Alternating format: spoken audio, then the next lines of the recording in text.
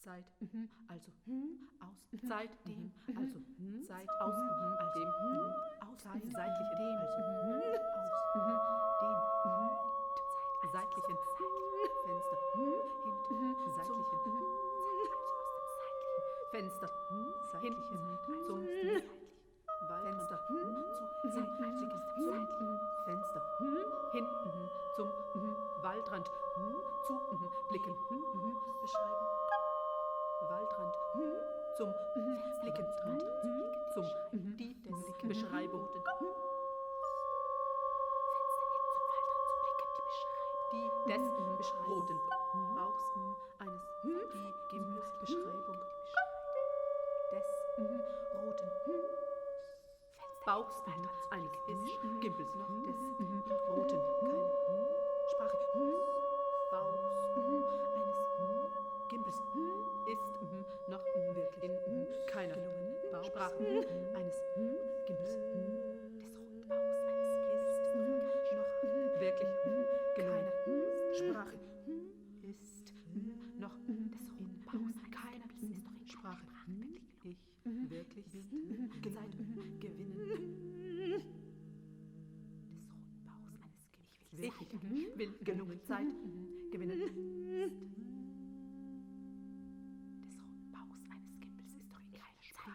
Umwarten, Zeit gewinnen.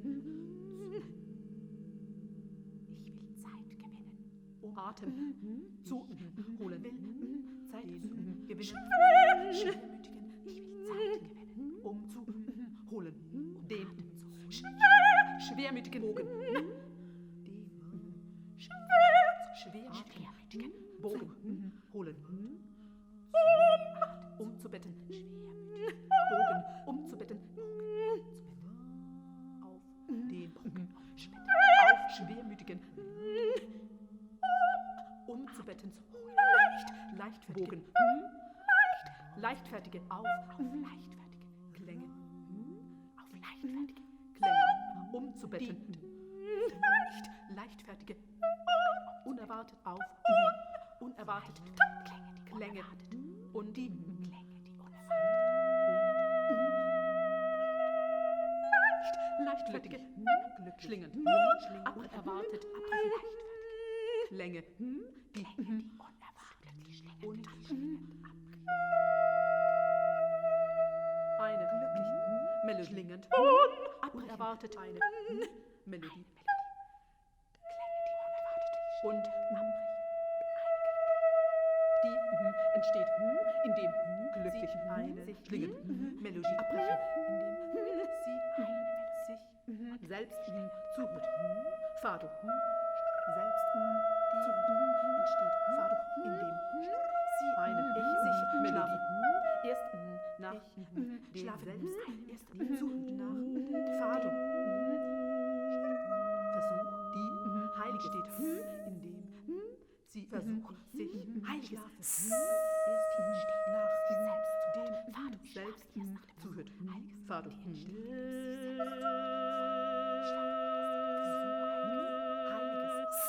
Ein wenig zu schlafen. Erst rot nach dem wenig zu schlafen. Erst rot. Versuch zielen. Heiligen. Ein wenig zielen. Ordnungsdruck. Schlafen erst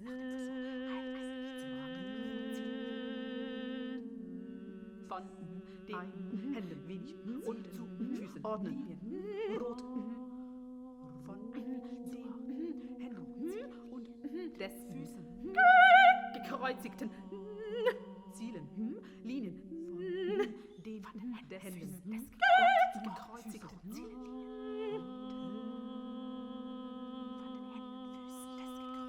Von zu den gekreuzigten und Füßen.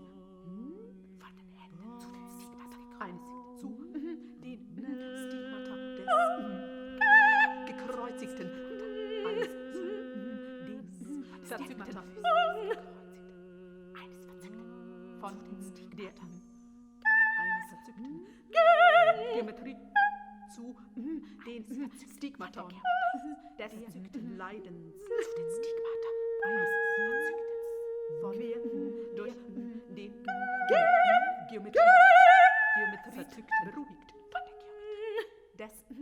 Leidens, des von Leidens singt ich in Geometrie quer durch des doch Himmelsleiden, dann Himmelstief eine quer beruhigt durch den Himmel beruhigt Linien singt ich in Schlaf beruhigt singt ich und schlafen sie doch dann singt ich einer in Schlaf Ödland übt doch sich dann die stiehlt eine doch dann stiehlt einer im stiehlt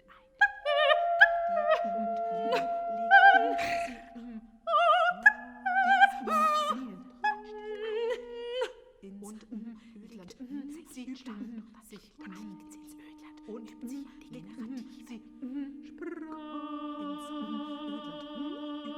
sie sprang ins Ödland Urbanismus sich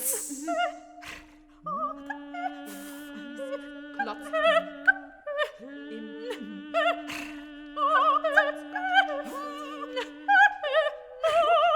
Häusereien Urbanismus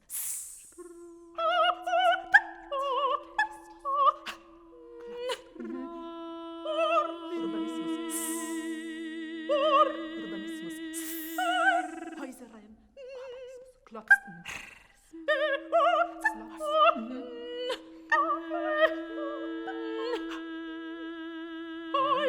Häusereien Häuserringe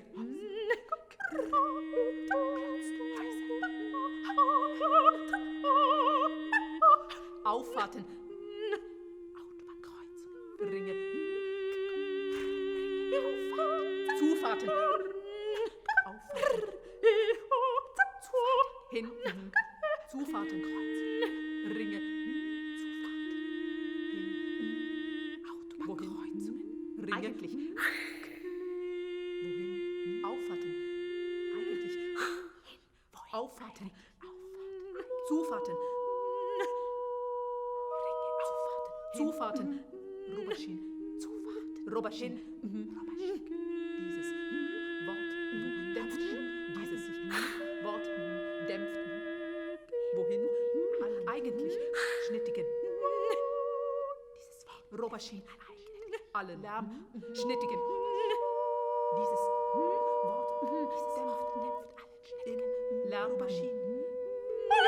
Paukenhöhlen dieses Wort schnittigen dämpft in meinen Lärm Pauken allen schnittigen Revolves dieses Wort dämpft allen Lärm still in meinen Paukenhöhlen in meinen wächst Paukenhöhlen Lammwohlhammers und Lärm in meinen Paukenhöhlen wächst Lammambus still die Flächen wächst Lammwohl wächst Lammwohlmoos altes Flecken still schweben über Hamm still und Inseln auf schweben über Hammer Ambus schweben die über Flächen Hammer und der Ambus steinigen Flechten Ambus die Altersflecken Altersflecken Altersflecken Inseln auf heißt still den Inselgeist Altersflecken in der steinigen einer alten der Haut steinigen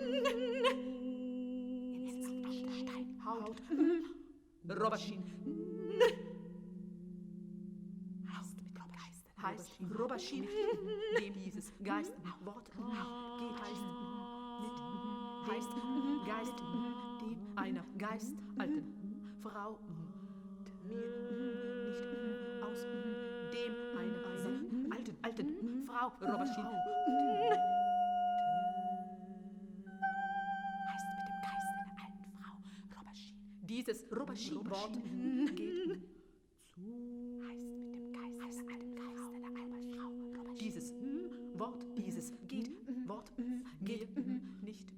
aus dem Sinn. Mir nicht aus dem Sinn.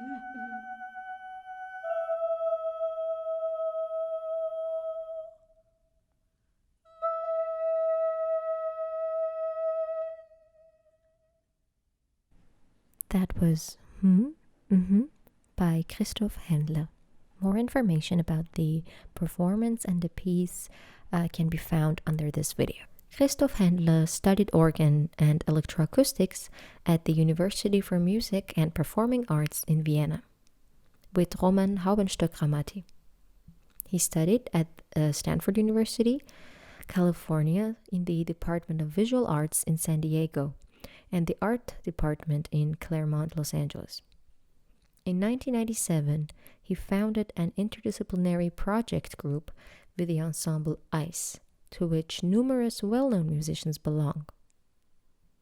His work focuses on notation graphics and intermedia scores, which can also be realized in non-musical forms of representation, notation objects, music installations, and video works, as well as art in public space. So, Christoph, thank you very much for doing the interview. I performed a piece by you, if I can pronounce it correctly. Was the name of the piece. And it was really fascinating for me because it was basically like a set of rules given on a text, which created this pattern. And just like trying to understand how it works was really interesting because I did not expect such patterns to be created by a simple set of rules like that. So I'm curious to know, how did you start with this sort of compositional technique, if I may name it? I mean, this sort of rules for this specific piece, HMMH,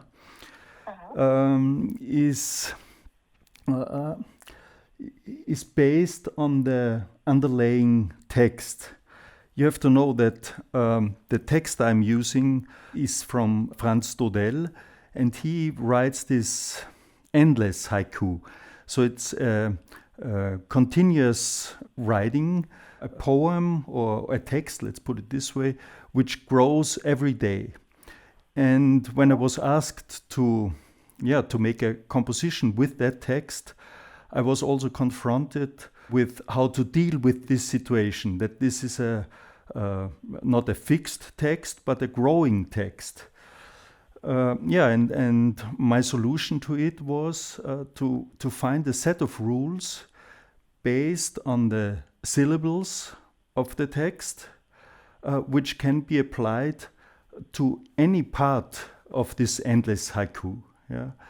So actually the part which is chosen by a singer creates the form, or also you could say that the text and the rules and the set of rules create the composition itself. Yeah.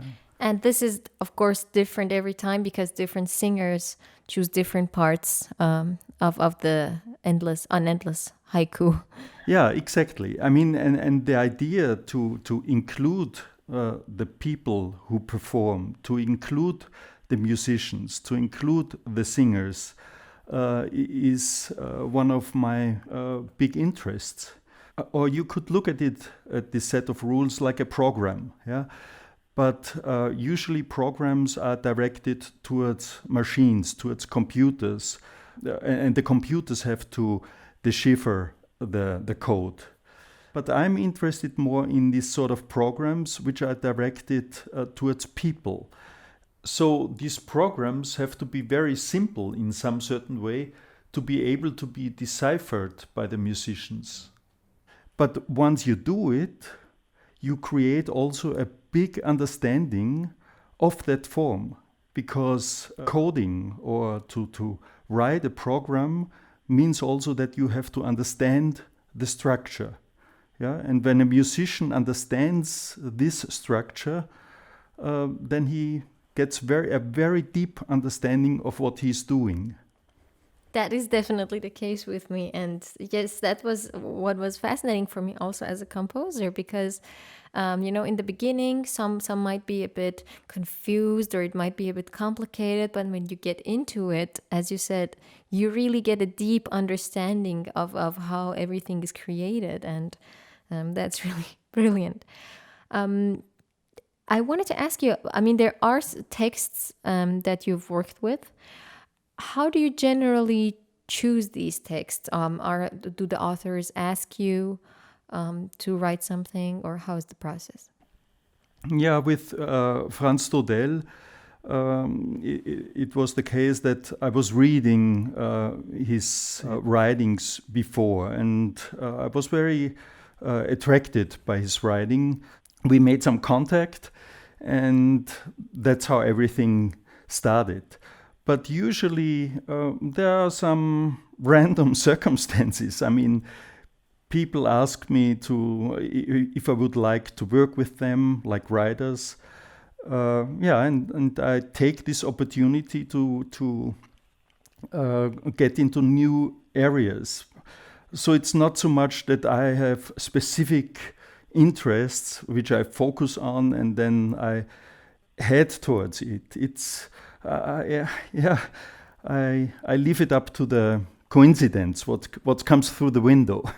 But do texts or like a vocal or human voice play a special role in your music? Because, for example, you have a category for that, like Texte, and I thought, are they significantly interesting for you or for your compositions? You mean working with texts?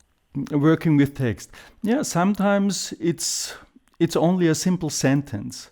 Once I was triggered by the sentence, "All of this I'll soon forget," which actually is part of a song sung by Billie Holiday. And this I combined with the fact that at that time, when I listened to that piece, my grandmother just got Alzheimer's. So she gradually lost her memory and her ability to communicate. So, and these two things coming together, the situation of my grandmother and this song by Billie Holiday, this was the initiation to get to that composition, to get deeper into that, into this field. And this is the first from the series of the graphical notation. Is that true? The graphical notations itself, they started gradually and before that. So the process, how I got farther and farther in this abstract way of notating, started with the question like, what can I leave away when I don't need it? So, I started out as a lot of composers using the 5 lines and all this set of symbols. But at one point I realized that if I only use one tone on these 5 lines, why not only use one line? Because as soon as you write 5 lines, it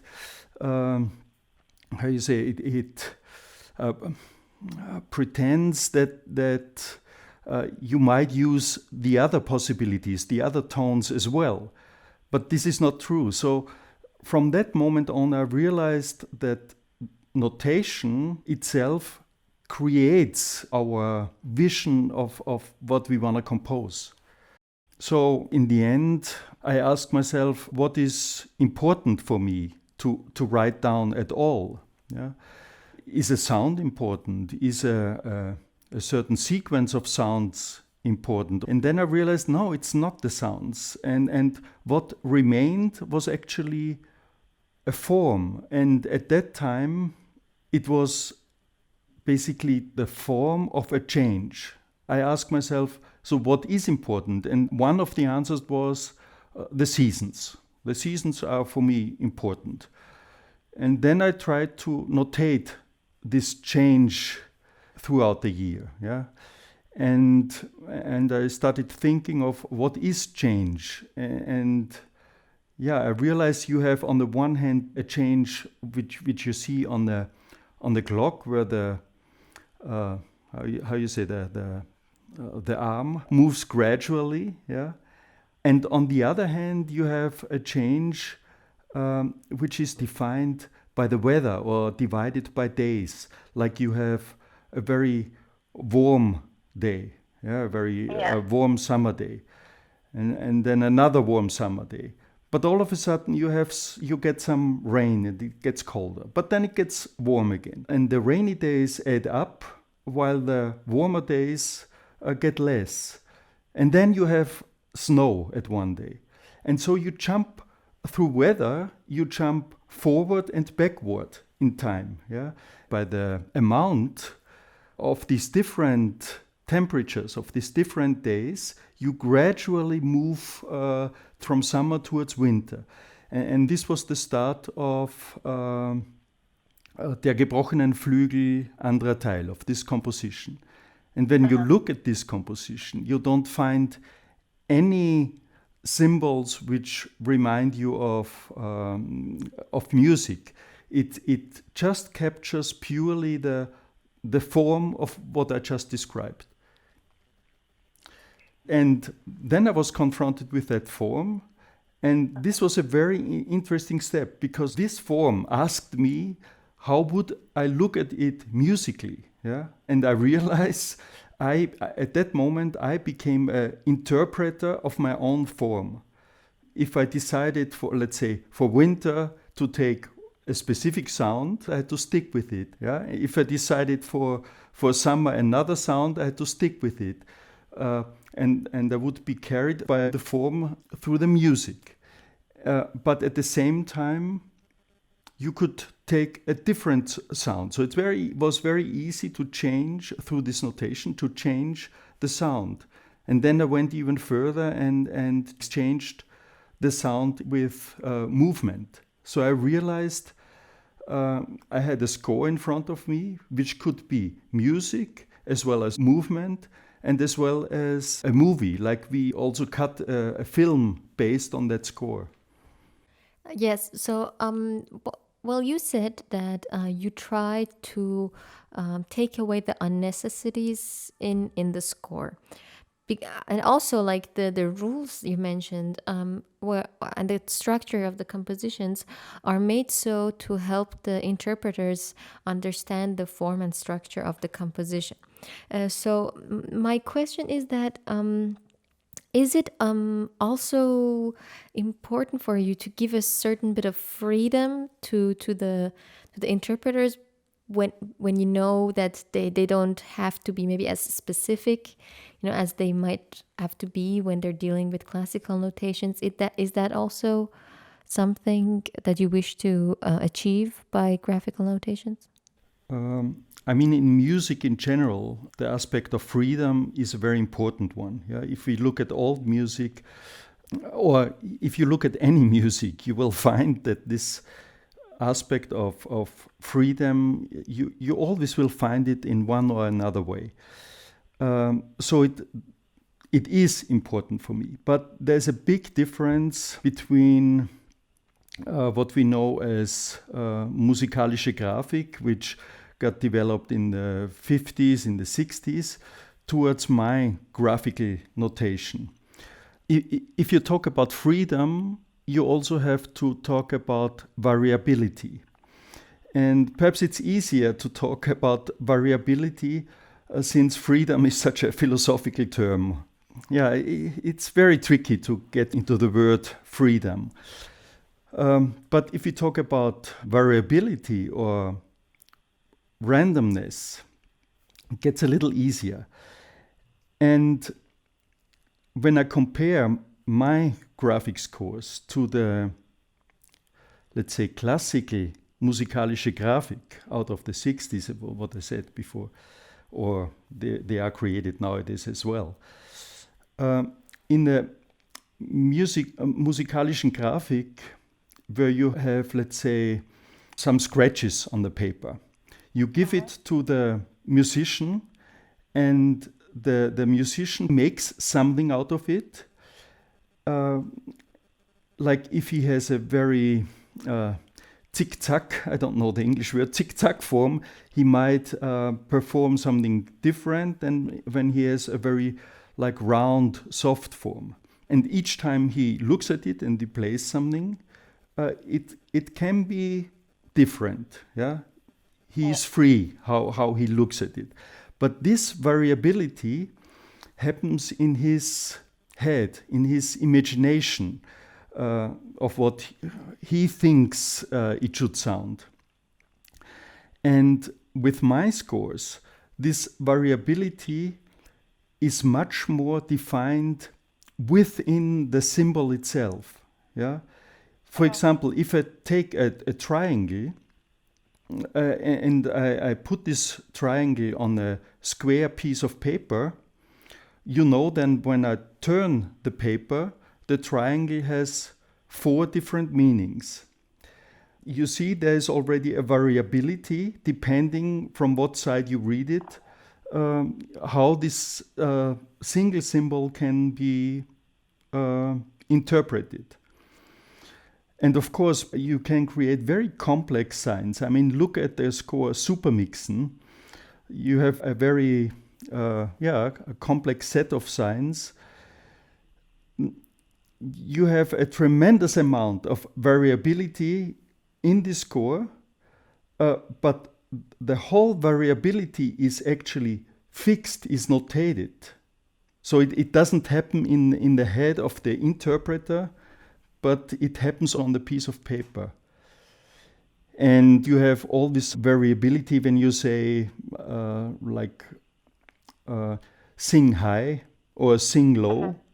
Then what is high? Yeah? High can be a little higher and low a little lower. So there are many ways of defining these kind of freedoms. Yes, and that's what I'm interested to know, because with the graphic notations, you're kind of reducing some parameters anyway. For example, rhythm, right? Often you might not have like that much of a control over the rhythm, or even dynamics. And I'm just curious to know what, as a composer, well, you will get very different results. Like you said, for example, when you say in a piece that the singer will have to like choose the part that they're going to sing. So the color of the whole structure will remain the same, but they are different like each time. And how much would you accept this personal interpretations of the variables you didn't define? Or are you like, well, no, I mean, I want it to be free and I wanted these parameters to be variable, and you will accept those things? Or does it happen that sometimes like the variables that you didn't specify become so different that than your imagination that you would think, okay, you have to change it or talk to the musician? Yeah, see that this is a general problem.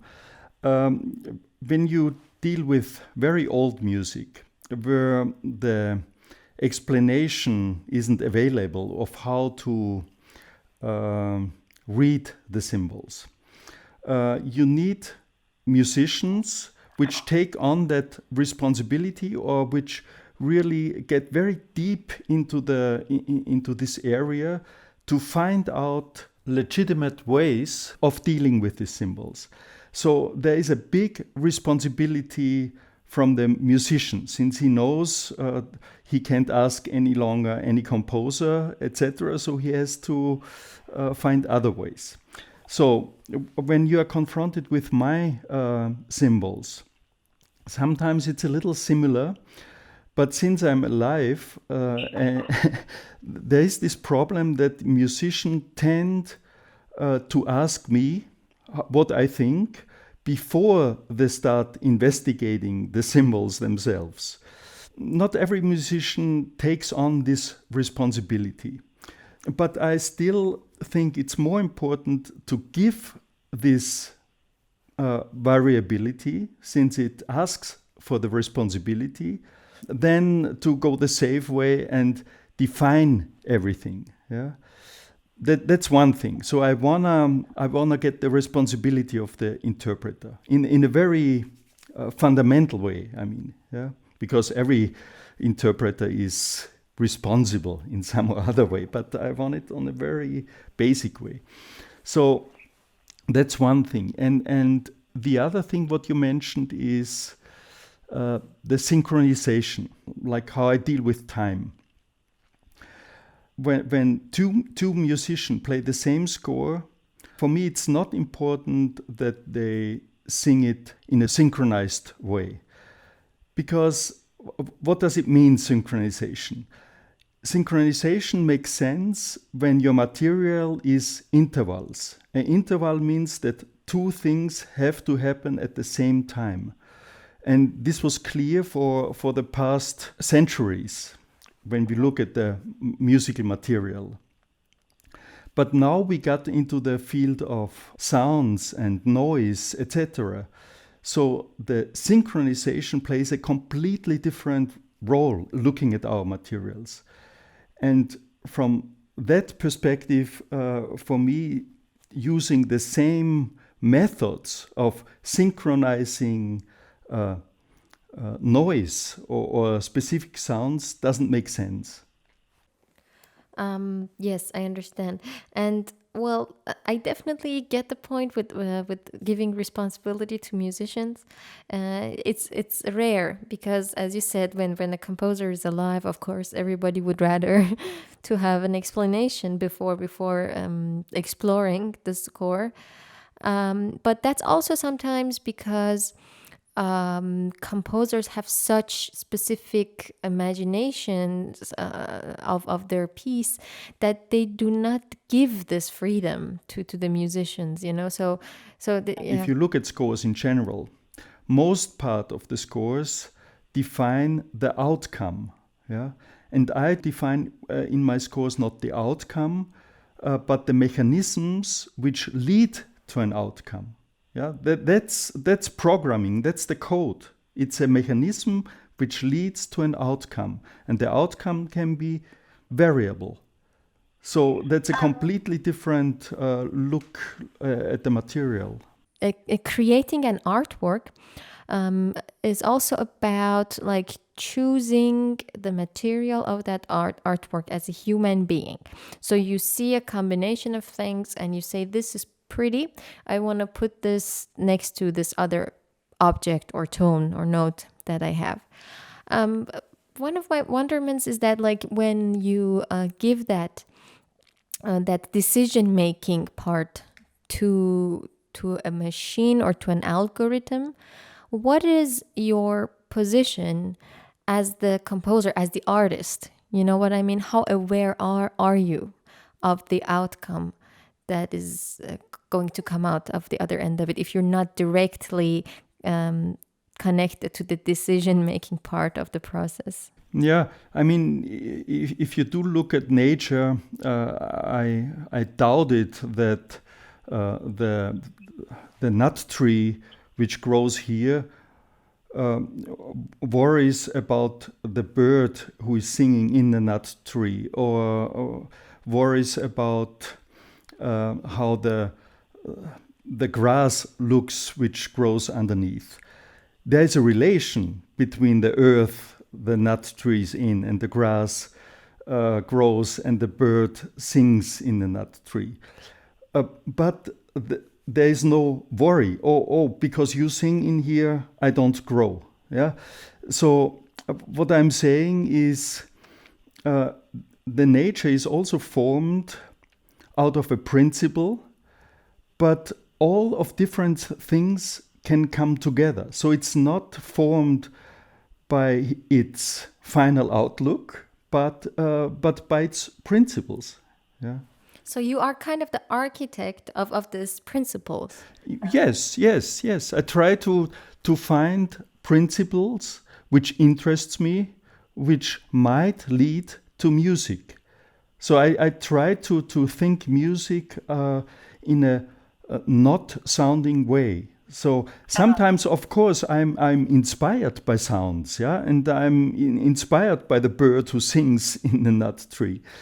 But then I take this inspiration and make a sketch on a paper, for example, how I could write this down, what I'm inspired of. And then I look at this sketch on the paper. And from that moment on, I try to, it's a distillation process. I try to find more abstract way of writing this down. So what I told you in the beginning, that I left out 4 lines of the 5 lines if I only need 1 line. I look at my sketch and I say, so what can I let go? Through this process, I get to my abstract forms, yeah, which can be very easily read. Yeah, and my notational graphics always have to do something with writing. It has to be read. You know, for me, when I was trying to perform your piece, I thought like the music that came out of it was so unique that I thought like you might have heard this pattern or these colors or these combinations and have tried to find a way to make these patterns reproducible, like by an algorithm. But it's funny that you say you actually just try to develop the principles, and sometimes there's music coming out of it. And is that what correct? Did I understand it correctly?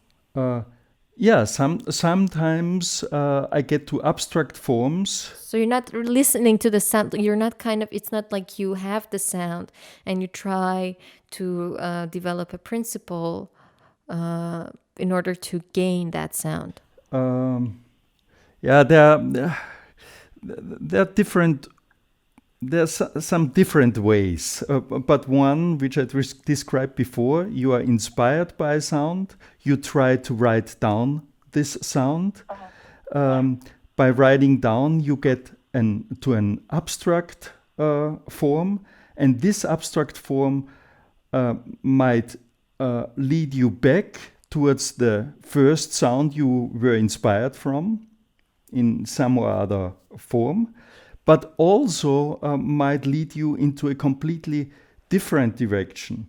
Like not only into, let's say, movement or into film, but if you stay within the music, you take this abstract form and you turn it. Like if you look at my scores, you know they are most of the time square or symmetrically, you can turn it. And from that moment on, the score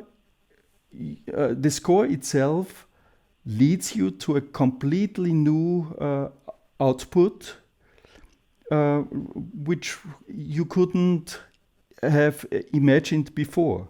For example, imagine that has that happened that you have tried to like develop a set of an algorithm, a set of rules, and then you have it performed, or you try to like produce the sound, and would you then say like, no, I don't like the outcome, or do you just accept the outcome? Yeah, see, giving that freedom, which is written in a lot of the scores, you pay the price that sometimes you're really disappointed. But what means this, to be disappointed? Because you have a different taste, yeah, and you don't like it. When musicians interpret it correctly, meaning that they follow the form, but the outcome is not what you yourself really like, and it's just a question of taste, then it's okay, yeah, and you have to live with it. You have to interfere when people are inconsequent in reading the notational text.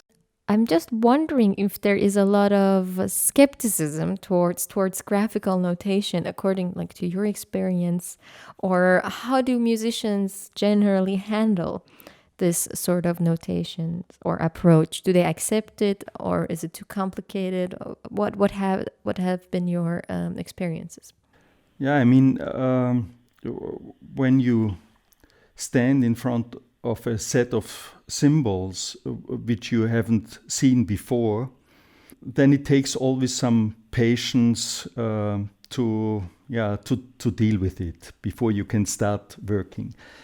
You know how ensembles work. Every day they have to learn a new piece. They have to perform every week in another concert. They have to like jump from one idea to the other. So there is this tendency not to spend too much time with the notation.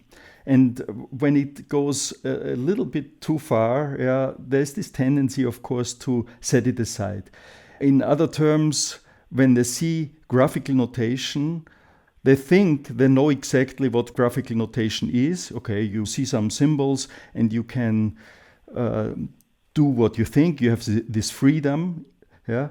And then they also put it away or into a certain drawer. There is still not enough different look at the field of graphical notation.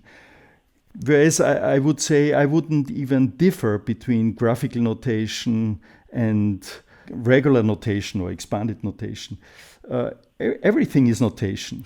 Yes, it's documentation of the yes, yes, because after a class we had at the university, we learned some pieces from Habesh Nogramati, whom you studied with, and his graphical notations. And since then, I got so interested that I started also like developing sometimes a set of rules or doing graphical notations. But it usually gets nowhere because, when in a jury or something, they have different scores. They, of course, go for the ones they understand more. And I was just wondering, how do you survive as a composer? Because, it's not easy. Yeah, one has to stay patient and one has to hope that the enthusiasm doesn't get less. And there are some days where you are not enthusiastic and you question everything. But, I was very lucky to meet Roman Haubenstock-Ramati because at a very important stage of my life, he says just the right sentences to me or the right things to me, which gave me a lot of energy and confidence. And you need people like this. Yeah, I mean, performers might need the audience, which applause. But as a composer, you can't live from the applause or the audience. The well of your energy has to come from somewhere else. And I just can say that Haubenstock gave me a lot of strength at that time so I can survive also in my solitude today. Do you also teach? No, not on a regular basis, but of course I had a lot of talks at different universities or schools or other seminars. So I'm always interested in this confrontation. And do you also encourage graphical notation? No, I'm not encouraging graphical notation. I'm encouraging, I try to discuss what notation is, and how notation influences our thinking. This link between notation and musical ideas and thinking is so close and strong that I can't think music not thinking about notation. Yeah, it's the same like language describes the world, but at the same time language creates the world. Yes, and the concepts, yes. Yeah, if you look at different languages or different writing systems, the like Chinese symbols, you also get a completely different way of thinking, like compared to our alphabetical system. Yes, but I think like although like translations never really like convey the structure of that language and culture, you know. But sometimes I think like if you want if I want like a certain thing out of musicians, let's say, I mean, I have to do it in a way which makes it possible for them to like bring my ideas also to life. But in that manner, maybe you're just a very open-minded person. You're not really, that's not really your process to have an idea and then have people bring that idea to life, is it? No, the idea needs to be transported, but the idea doesn't have to do anything with sound yet. Ah, okay, I got it. Yeah. But yeah, and yeah. That's a very, very unique way. Oh, yeah. It's like what I said before, like you have to think music beyond its sound.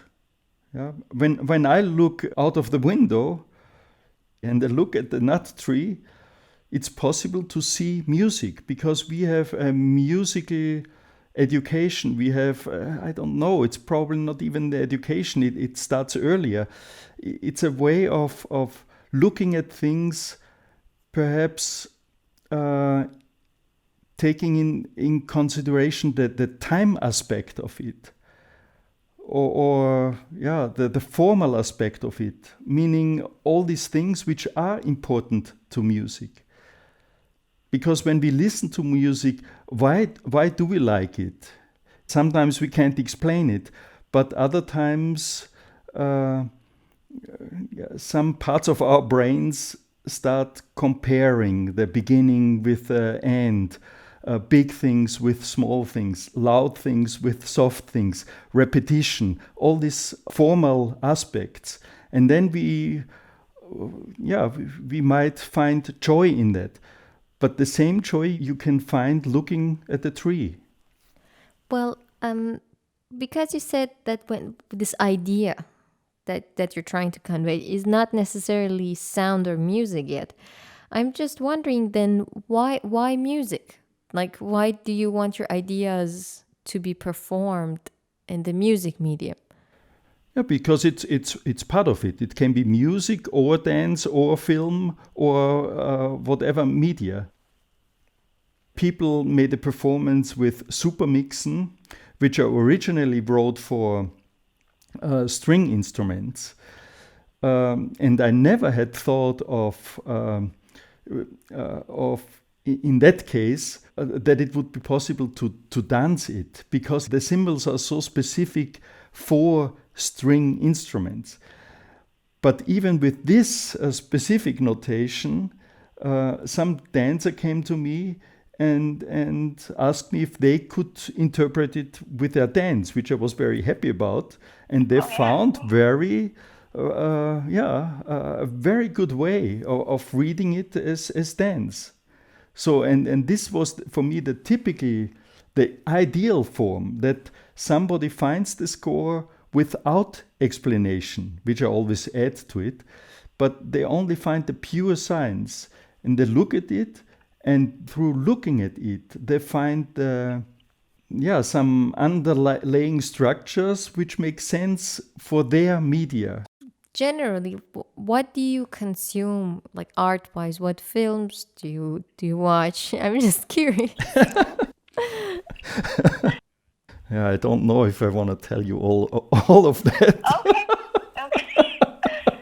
Okay. Sometimes you need entertainment, and it is pure entertainment. And at other times you are inspiring things. Let's say things that have had an influence on you. Yeah. But in general, I'm really I always like to watch movies. Yeah, and also probably because it has to do with, like similar with music, it has to do with time. I realize I'm not. You need time-based mediums. Okay. Yeah, exactly. I like this time based structure. And it might have to do that perhaps I have a difficulty to decide, which might be a weakness. Yeah? But out of this weakness comes this kind of very precise notation, but it defines in a precise way this openness, this not wanting to decide. So weaknesses might lead you to something. A photographer has to decide a very specific moment, etc., etc. And in the film, it's different. Yeah. Yeah, that's really funny because most composers. I mean, I'm also a control freak, and you're just the opposite of a control freak. Yes and no. You sometimes you might be misled. Yeah, I definitely want to control things, but it's really the question: what do you want to control? So, for example, if you make cheese, yeah, you have to have a very clear set of things, a very clear setting, so you can make cheese. But there's a certain point where you can't control it any longer. So you create a controlled situation in order to generate processes which can't be controlled. That's one way to put it. Yeah, but it's it's really fascinating. Yeah, it's a little a little insight. You can come from. As we talked before, we can talk about the world. Yes. But then, and not about the musical business, because the musical business is a completely different story. I mean, one thing we didn't talk about is our educational system, because in music you have the situation that on the one hand you have to be a museum, and on the other hand, you should be innovative. Yes. And to get these two things in a balance is very tricky, because in order to educate people, you build buildings. And once you have a building with its stuff, it's very fixed, and you serve the building and not any longer the ideas. It's very tricky to keep these fixed things built out of bricks open and liquid. To find the balance here is very tricky, and especially in the musical field, since we are dependent on musicians, and musicians are people. When I'm a visual artist, like at least in the earlier days, I have my screen. Or electroacoustic. Or electroacoustic. Exactly. But coming back, when I program, I'm not interested so much to program for computers. I am interested to work with people. And as soon as I work with people, I have to think about their conditions. Yes, but you know what? I think it's not just about the music business. It's just that new things and taking time to explore and understand things is not really mainstream, because people don't really have the time to do that, and so no business can really live off of such a thing. So that's why it never gets. Exactly, and that's why you get at times lonely, and that's why it was important that you met people who confirm you. That's and to meet people, you have to leave your house, and you can't stay only online. You have to leave your house so something happens, something which is not expected. You might break your leg, but then you get into a hospital and you might meet somebody there, or somebody who helps you, whatever. But something needs to happen outside of your house. Yeah, thank you very much. It was such a brilliant, interesting conversation. Yes, I don't want to keep you forever. No. Thank you, Nava. That was a great pleasure. To talk to you.